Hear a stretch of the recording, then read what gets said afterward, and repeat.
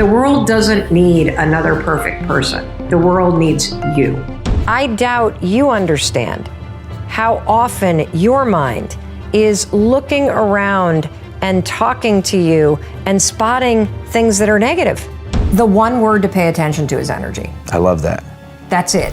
Want to be happy? Build a life, not just a business. Hey, it's Evan Carmichael, and this channel was created to help you overcome the #1 challenge that is holding you back, a lack of belief in yourself. You watch these videos because you know there's something more inside you as well. You've got Michael Jordan level talent at something. So today, let's live your best belief life and learn how to crush 2020 with Mel Robbins. Okay, let's kick it off with rule #1. Stop trying to be perfect. I had something happen yesterday. It's something that I'm not proud of.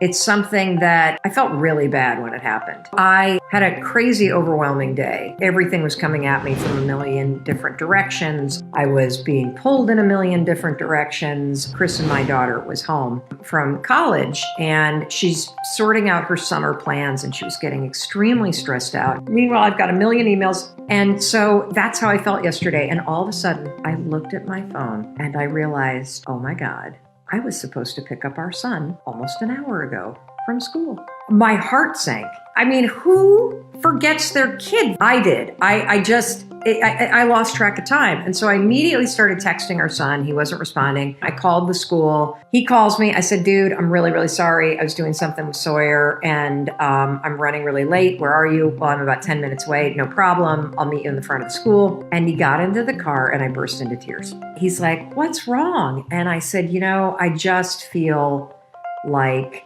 I failed you today.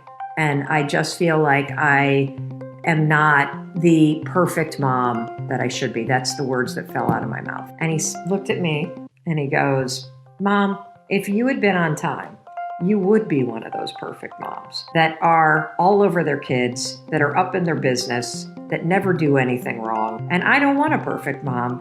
I want my mom. Oh my God, I'm getting really upset. And then of course I started crying more. And I was like, that is the most beautiful thing that you've ever said to me. Because it's true. The world doesn't need another perfect person. The world needs you.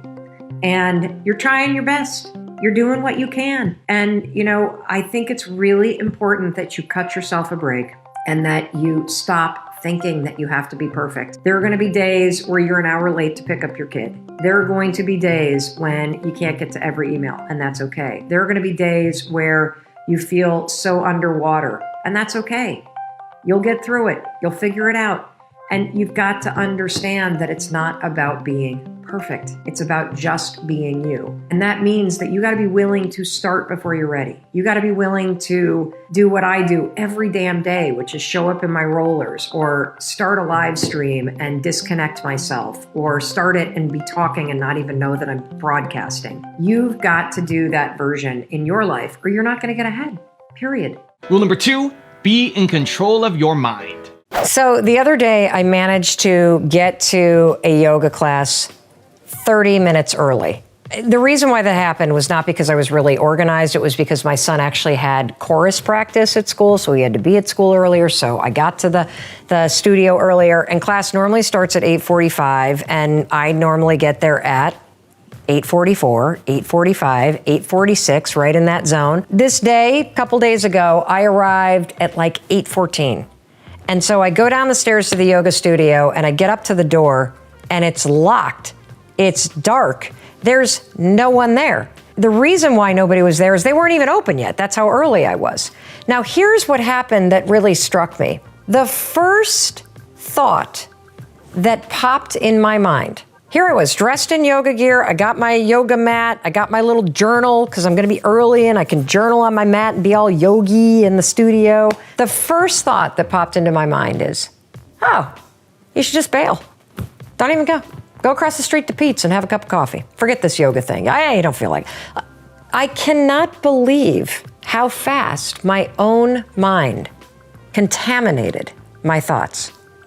And I doubt you understand how often your mind is looking around and talking to you and spotting things that are negative and arguing against the things that you know you want to be doing. I mean, it was just a moment.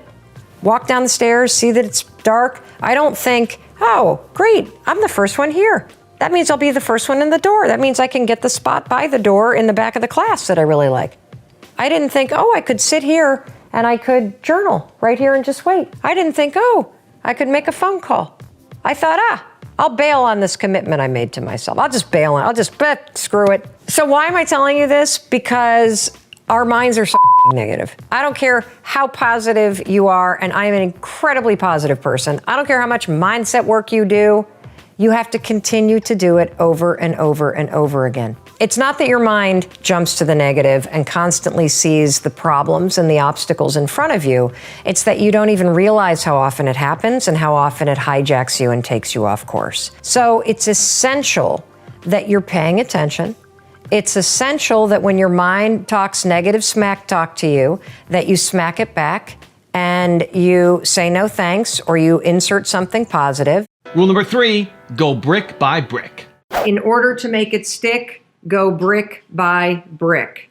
In order to make it stick, go brick by brick. One of the things that's interesting about having big dreams and big goals is that oftentimes the fact that the goals and the dreams that we have are so big, it makes them really, really difficult to achieve because you spend so much time thinking about how big the idea or the dream is that you become paralyzed in the moment around taking action. How do you build a house? By laying a foundation, brick by brick by brick. You go one small brick at a time. And it's exactly the same thing for your goals, by the way. So if you think about where you're at in this moment and you think about the path that will take you forward to your big dreams or to this change that you want to make. And I'm going to use the eating program as my example because this is daunting to me. I can come up with a million reasons right now, just like I'm sure you can come up with a million reasons why you can't run a marathon, you can't do the singing telegram business, you can't take nature pictures for a living, you can't be more connected to your husband, which is what Leanne wants, you can't launch that aromatherapy business. I can't possibly do a structured eating program with a scale right now because I travel too much, because I'm too busy, because I'm lazy, because I'm not deliberate like my bracelet. Remember my intent bracelet? I'm reminding myself to be deliberate, which is probably why I'm thinking about this program. The path between where I'm at and where you want to get to is the same. It is a brick path, and it is comprised of a ton of little bricks that come together to take me forward. And so when you think about a goal or you think about a dream as a million little bricks that come together and lay a path forward, that's the way visually you can break down your goals. And so for me, you know what that one brick could be today? It could be asking Chris or my brother-in-law for the phone number of the person. Not even making the call, people. I'm talking about breaking it down to one brick. So I will get that phone number and I will write it down in my little red book, or I will write it down in my 5-second journal. And that way I will have the number. And guess what the brick is going to be tomorrow? The brick tomorrow is going to be to call the guy, right? And make an appointment. And then the next brick might be to read a little bit. And so the key is going brick by brick to make it stick. Because if you think you can lay the whole path between where you're at and where you want to go right now, you're nuts. Also, if you want to have more confidence and self-love, check out my 254 series. They're free. The links to join are in the description below. Everybody gives too much of a shit about what everybody else thinks. Absolutely. And you know who they think they're worried the most about? Their friends.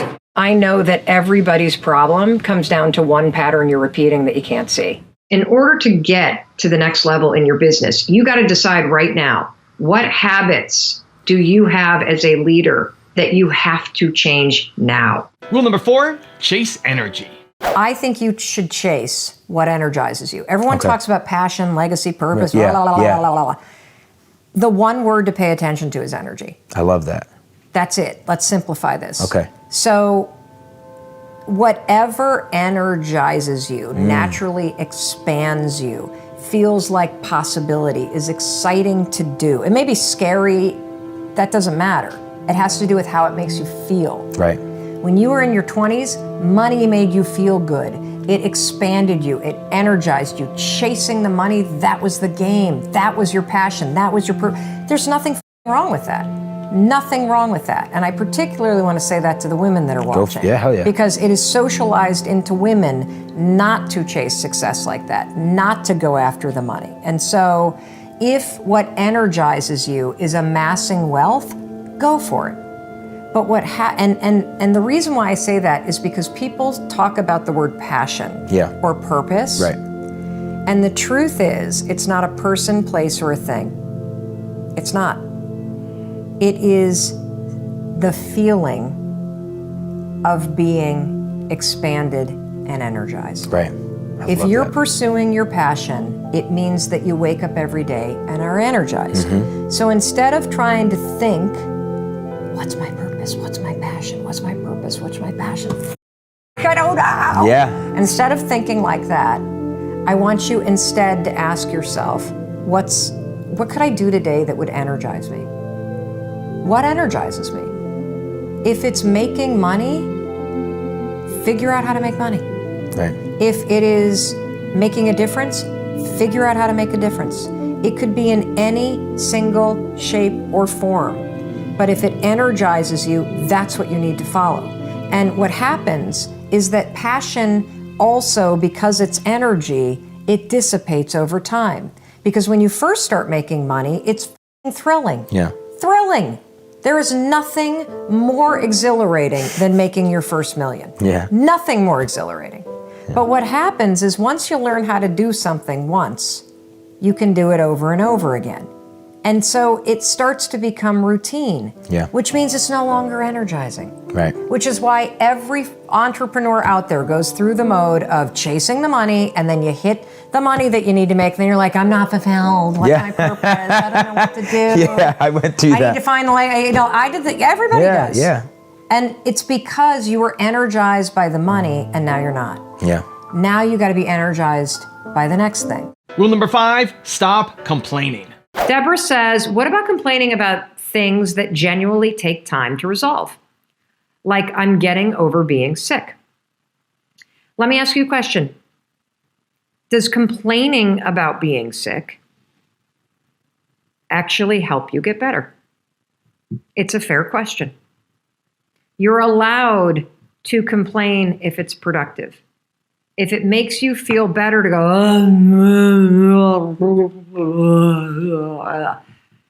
and saying it is helpful, terrific.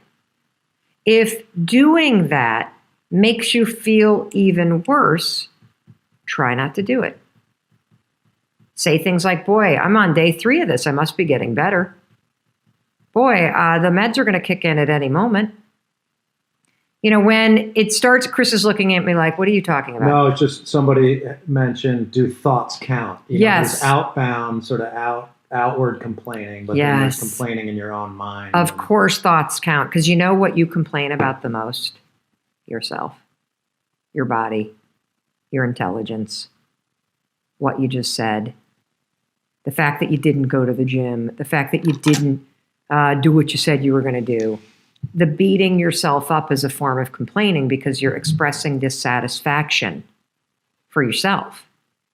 And the problem with all this is that when you do it habitually, or when you complain as just a default mode and you don't realize how much you're doing it, you're allowing your mind to filter the world a certain way, and you're allowing yourself to live an existence where your own thoughts are poisonous. If you feel like hell and you got the flu and you've just thrown up in the toilet, complain all you want, vent all you want. You just earned that.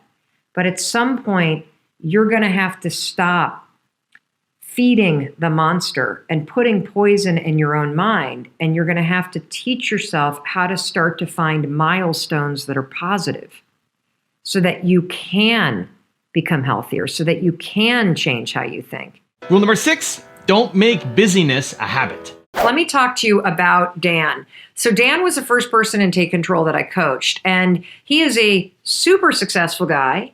He loves what he's doing right now. He is, I think, the world's best phys ed teacher. He's a total pro at it. He loves his students. He's been doing it a long time. But he is starting to panic about the next chapter of his life. He's starting to panic about the fact that, time is ticking and I love what I do, but I'm not sure this is my true calling. How do I figure it out? How do I make sure that I don't wake up at the age of 70 or 80 or 90 and realize that I never actually went for the thing that I really love? And a lot of times going for the thing that you really love doesn't mean quitting your job.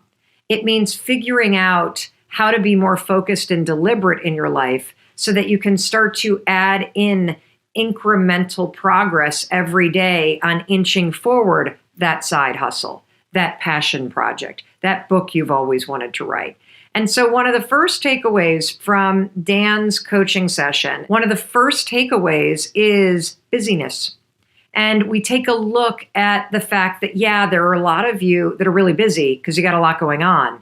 And then there is the type of busyness that we keep in our lives, because by being busy, you convince yourself that you're in control. By being busy, you fill up your life so much that you also have an excuse for never, ever, ever having the time to do the thing that scares you, which is to write the book, start that passion project, work on your side hustle. And so you got to be very careful if you're somebody who feels like you're busy all the time, to understand that busyness can become a habit. And busyness can become your biggest excuse. And rule number 7, the last one before a very special bonus clip, is hone your skills. I want to talk to those of you that are working toward your dreams. Whatever it is that you're doing right now, it's leading to the thing that you dream of doing. And you're not going to progress until you get the skills and the experience that you need at the level that you're at. I guarantee you, even if you're working at a front desk job at a local gym, you're learning customer service. You need to learn that kind of stuff before you can launch your own business. For me, in order to be an incredible speaker that can command a stage with 3,000 people in the audience for an entire hour, I first had to learn how to have the courage to speak up and have hard conversations in my life. Then I had to learn how to speak up in a small meeting. Then I had to learn how to speak up, in a church basement. Then I had to learn how to give a little bit of a talk at a brown bag luncheon. Then I had to learn how to stand on a slightly bigger stage. So if you're frustrated with where you are right now because you've got these big dreams and you think you're really far away, here's one way that you can continue to be patient and you can milk wherever you're at to help you build the skills and the experience that you need as you climb toward the thing that you want. Ask yourself, what is it that I am learning? What's the skill that I'm honing by sitting here at this front desk job or driving this Uber or Lyft vehicle? What am I learning that I'm going to take with me on my journey to do that next big thing? Because I guarantee you there's something in the minutia of what you're doing right now that you are developing an expertise and a skill around that you're going to need as you launch yourself towards the next thing. Now I have a special bonus clip with Mel on how to be with the right group of people that I think you're going to enjoy. But before that, it's time for the 3-point landing questions. Let's go from just watching the video to taking action. Here we go. Question number 1. What is the most important skill that you need to hone? Number 2, where do you need to stop making busyness your habit? And number 3, where do you need to stop complaining? And if you made it this far in the video, I want to celebrate you. Give me a hashtag believe down in the comments as well.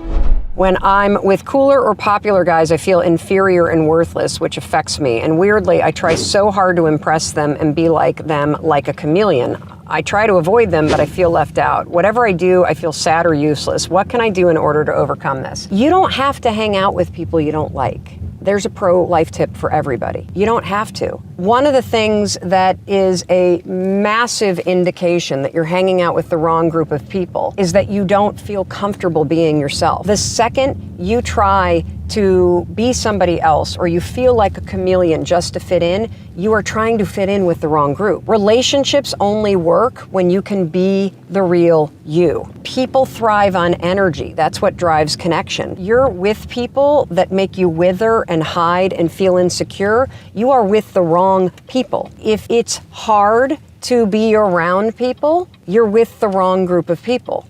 When relationships work, they work because they click, and the reason why they click is because you can be the real you. They don't make you feel inferior. You're making yourself feel inferior by hanging out with people and pretending you're not yourself. So every time you're hanging out with a group of people and you act like a chameleon, you're actually invalidating yourself because your own actions are telling you you're not good enough to just be yourself around these people.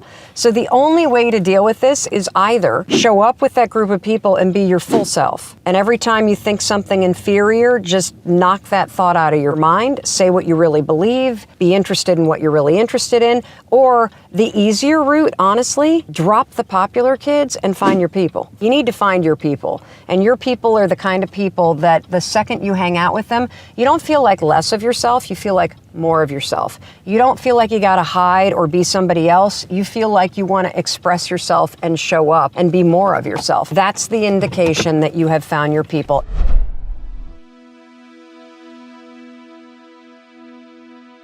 If you want to know the secret to immortality, check out the video right there next to me. I think you'll enjoy it. Continue to believe, and I'll see you there. I believe the only reason we age, we could live for 1,000 years otherwise. The only reason we age is that our repair systems become complacent